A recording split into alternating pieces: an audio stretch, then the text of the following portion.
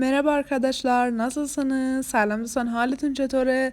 با یه اصطلاح جالب و کاربردی اومدم خدمتتون. بگیم که دلداری دادن به ترکی استانبولی میشه avutmak. Avutmak.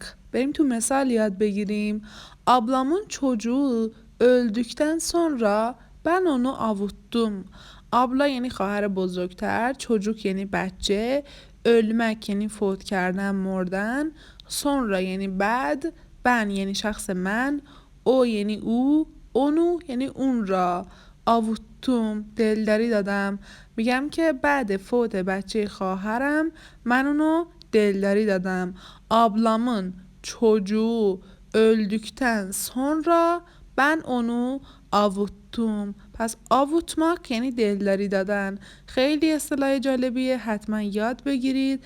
البته اصطلاحات خیلی بیشتری هم تو کانالمون موجوده، حتما سر بزنید. لایک و سابسکرایب هم یادتون نره دوستان. ممنون که هستید.